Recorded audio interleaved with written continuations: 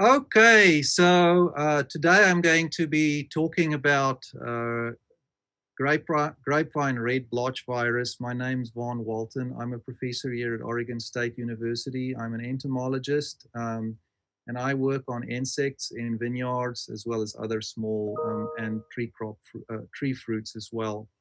And so what I'm going to do is give you a little bit of a review of the knowledge that we currently have on red blotch in the next few minutes, and give you a little bit of an update of what we found in some of our research trials here. And so when we look at viruses, we realize that these viruses, they are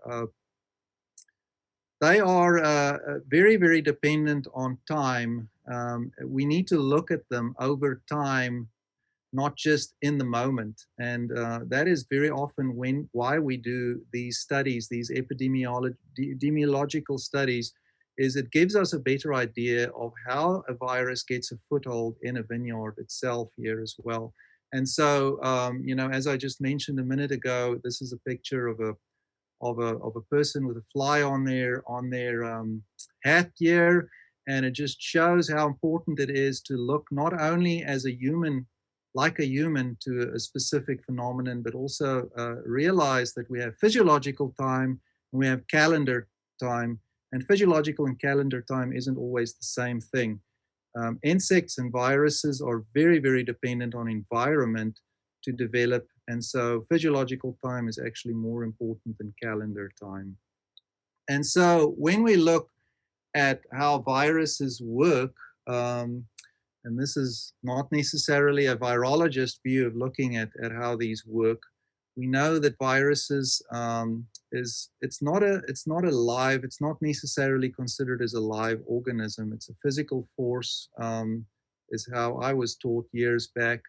It has no intention, it cannot think, it can only react to its immediate environment.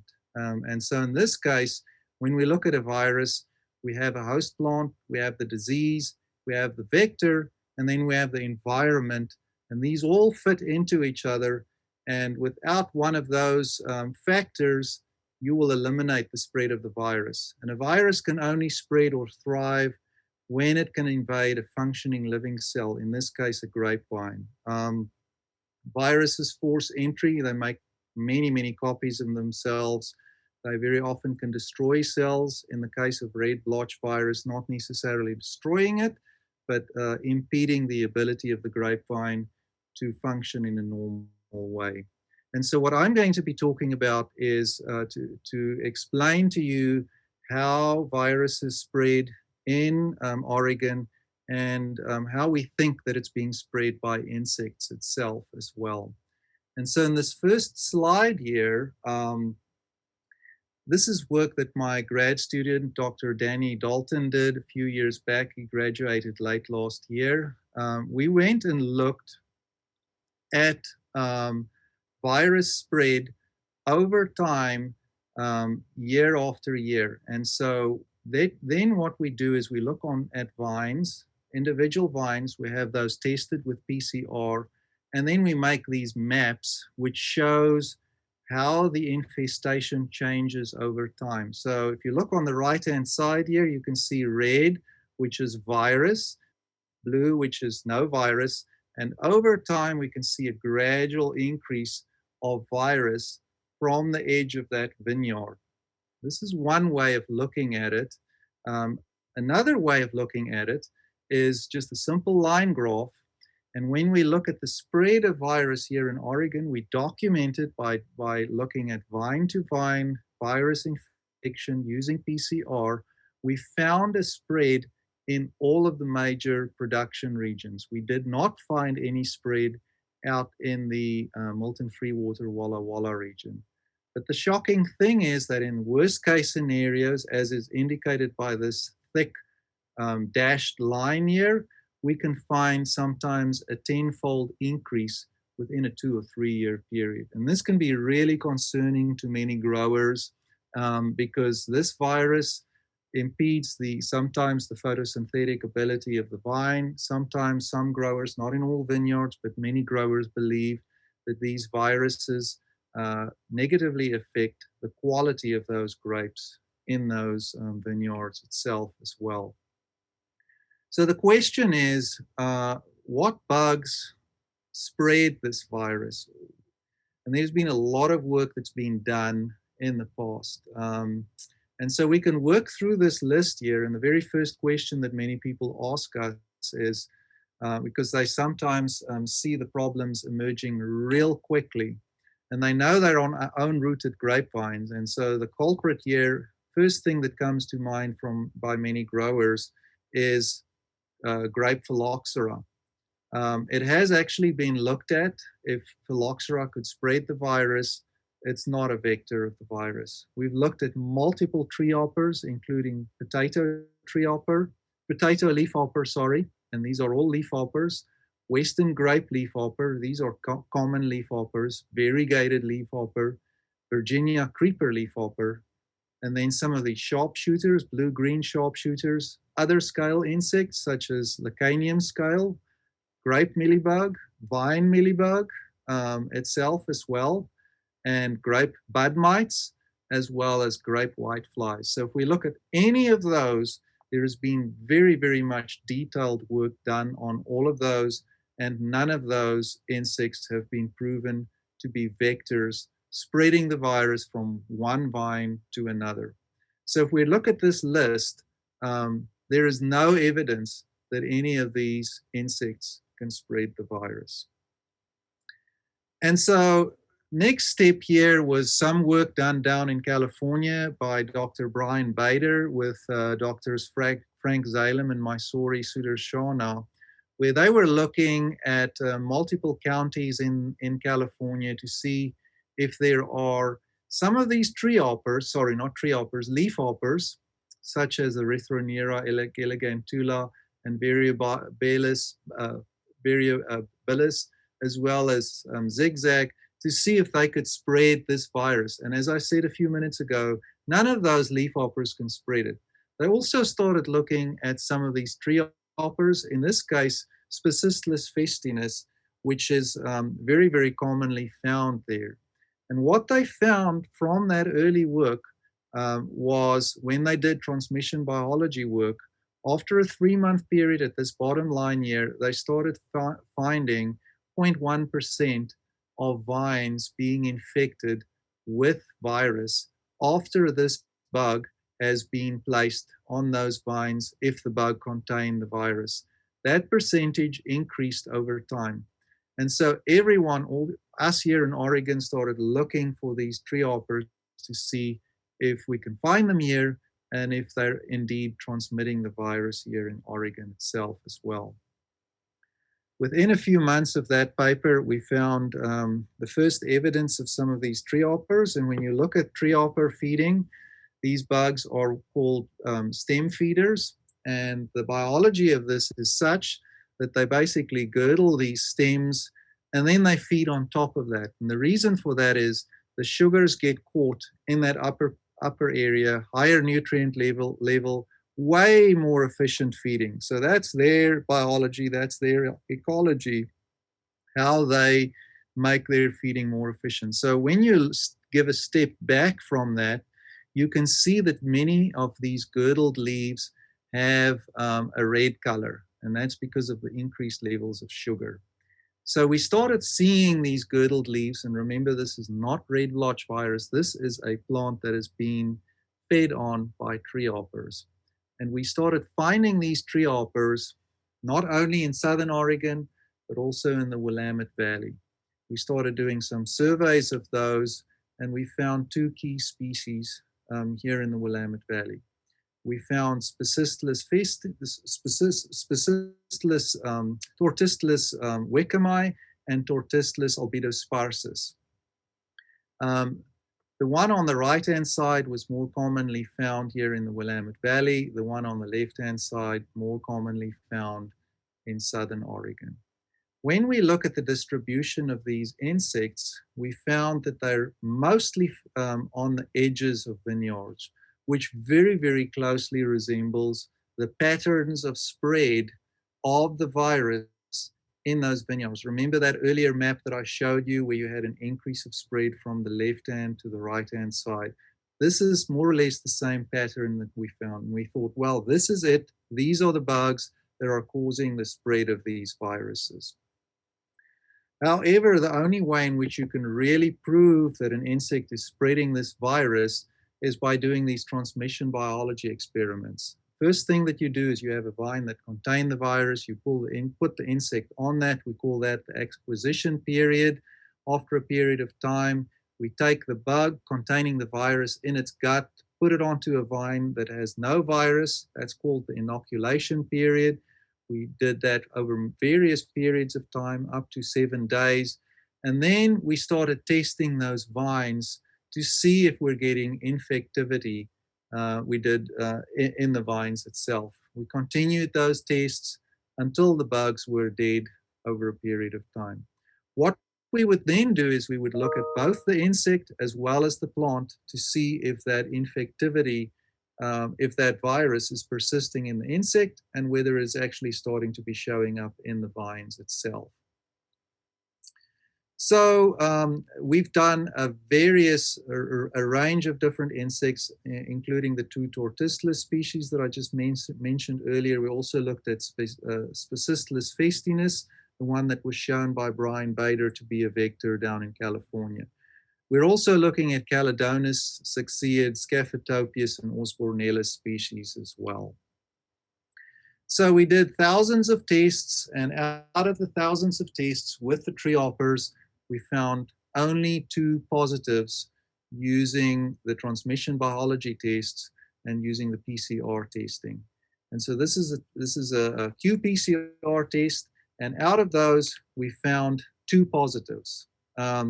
One for Spicistlis festinus, the one similar to California, one for Stichthocephala basalis, which is, we thought that one was actually what we thought was Torticollis wickemi. And so then we went and took some of those samples, tested them again using digital PCR, much more sensitive PCR, and out of those 2, only 1 came back positive. So out of thousands of tests, 1 positive test. Obviously, it is clear to us then that these insects, they are around, they are showing the spread of, showing similar patterns to the spread of the virus. However, the chances, the fraction being able to transmit the virus is really low.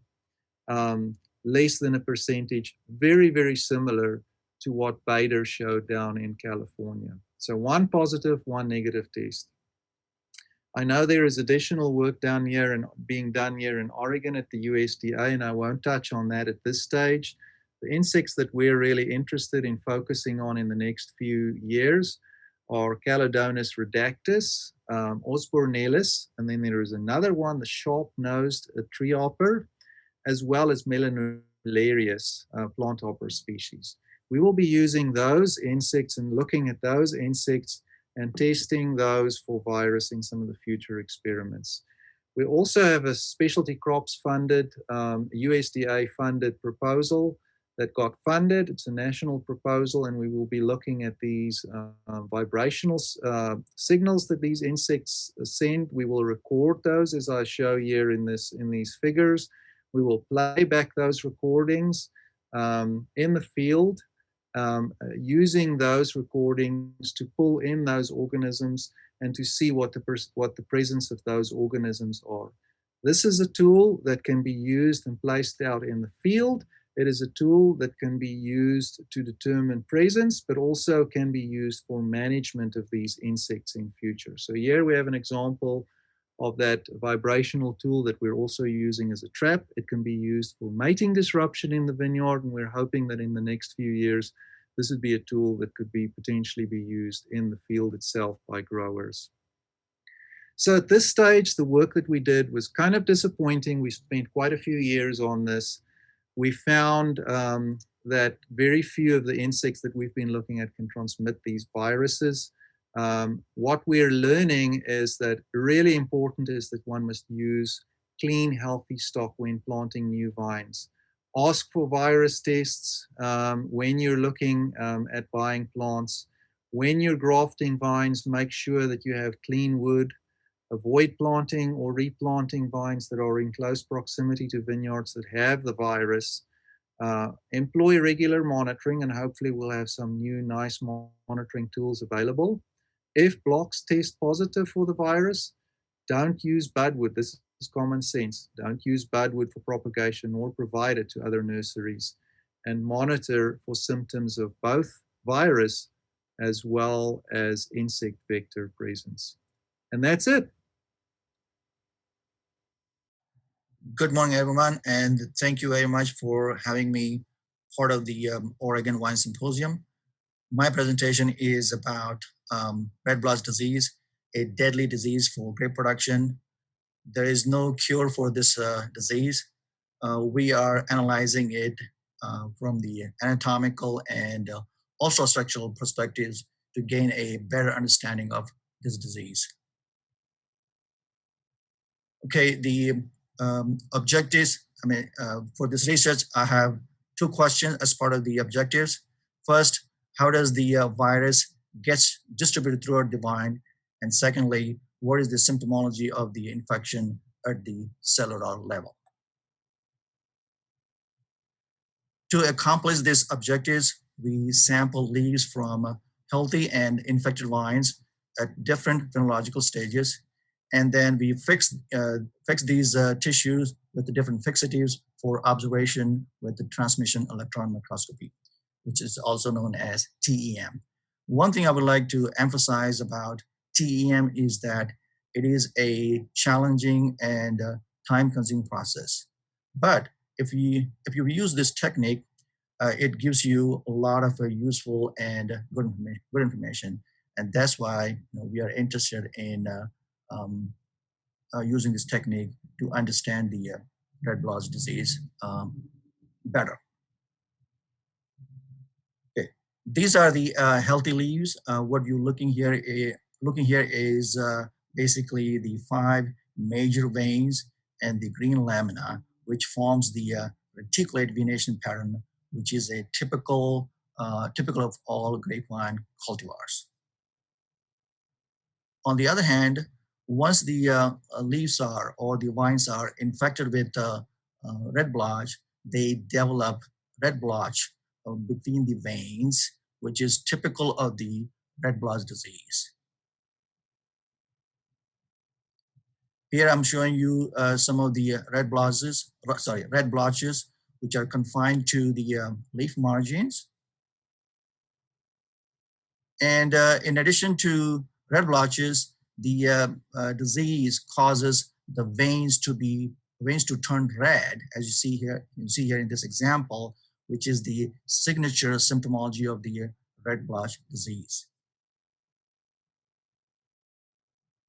Often, the red blotch disease is confused with leaf roll disease, which is another viral disease, but there is a difference between the two. In the case of leaf roll disease, the whole lamina or the leaf turns red, except for the small portion of the lamina next to the veins that remains green, and it gives the green vein impression. But don't get surprised if the whole leaf turns red in the case of red blotch disease. It is possible for the red blotch disease to develop whole red color in the leaf. Okay. So in the case of with clusters, the red blotch causes hens and chicken berries. The hens are the healthy berries, and the chickens are the infected berries, as you can see here in this example. So these are the healthy berries, and the chickens are the infected berries. And they do develop color just like the healthy berries. However, the chicken berries are seedless, and this type of seedlessness is known as stenospermocarpy. An excellent example of a stenospermocarpy is Thompson seedless. Thompson seedless, not a seedless. They do have seeds, but the seeds are not well developed. So if you look at on the left-hand side, these are the seeds from the healthy berries, and you can see see a very well developed ridge, which is also known as carina.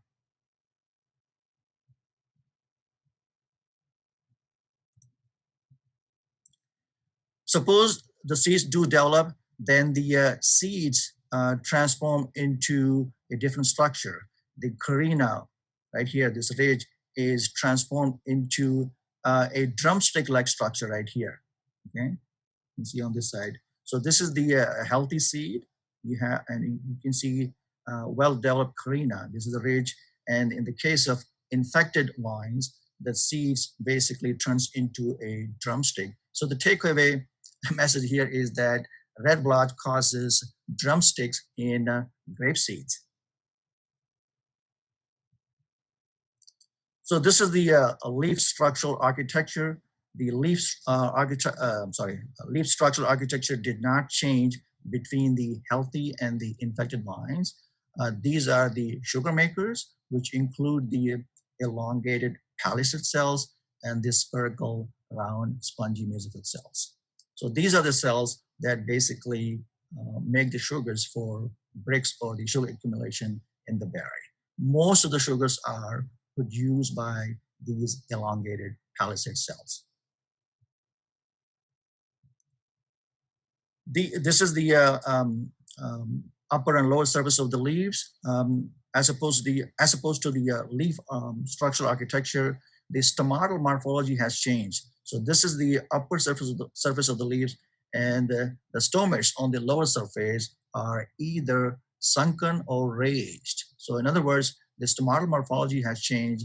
If the stomatal morphology has changed, then that will affect the gas exchange, such as photosynthesis. These are the chloroplasts in the palisade parenchyma and the spongy parenchyma cells. So these are the palisade, the elongated cells are the palisade cells, and the round spherical cells are the spongy cells. So in both cases, in both cells, the chloroplasts are filled with large lipid bodies. And these lipid bodies are called plastoglobuli. So you can see it right here.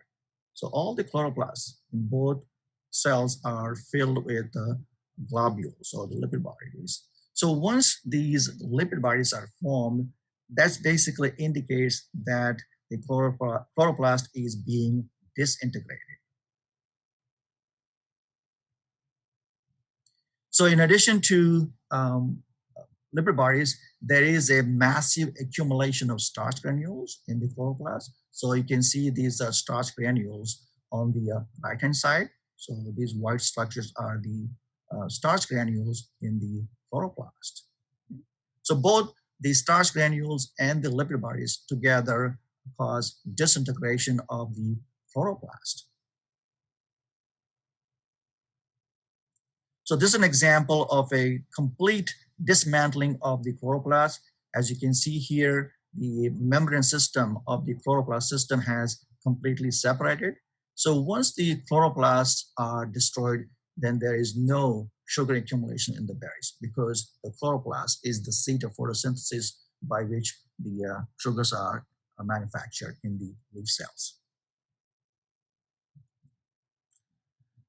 These are some of the examples of tannins. The infected leaves also accumulate a lot of tannins, which is expected. Accumulation of tannins is a stress response. So in this case, the stress is caused by the red blotch virus. So these are the large tannin bodies right here. This one, and there's a nice example on the right-hand side. So these are from the spongy parenchyma cells. Okay, in addition to tannin cells, the cell wall is modified. So on the left-hand side, you're looking at the cell walls of the healthy leaves. On the right-hand sides are the cell walls from the infected leaves. So if you look at the infected leaves, the cell walls are thicker and also these are undulated. So this is the phloem. The phloem is made of seed tube elements interpreted by seed plate. And as long as the seed plates are open, then there is a free transportation of sugars from the leaves into the berry. So in this example, especially with the infected leaves, the C plates are plugged with callose. So once the C plates are plugged with callose, then there is no movement of sugar from the leaf into the berries. And here on the right hand side, you can see the phloem being plugged by a callose. Callose is basically a carbohydrate-based substrate. Anytime you see the green fluorescence, that basically indicates the presence of callose. So right here, all the green fluorescence coming from the phloem tissues is an indication of callose formation in the phloem tube cells. On the other hand, the xylem vessels are not affected. The xylem vessels are healthy and they're open, as you can see on the left-hand side.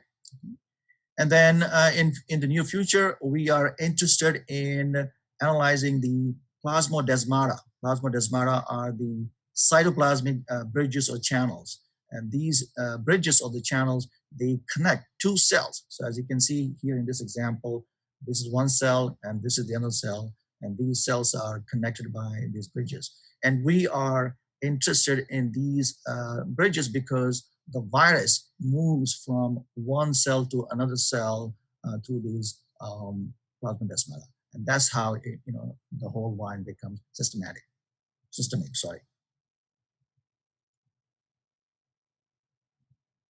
Okay, in conclusion, red blotch altered the leaf ultrastructure, specifically the chloroplast. So once the chloroplast is destroyed, then there is no source of sugars, which basically explains the lower Brix accumulation in the infected vines. Finally, I would like to thank the Oregon Wine Board for funding this project, Patty and Alex for helping with this project. They've been very helpful. And most importantly, Bailey Hallwax, who is my graduate student, currently doing all the work. I'm leaving here my email address because I have a class right after my presentation. So if you have any questions, you can email me at this address. But I'm going to be here for a few more minutes after my presentation. Thank you.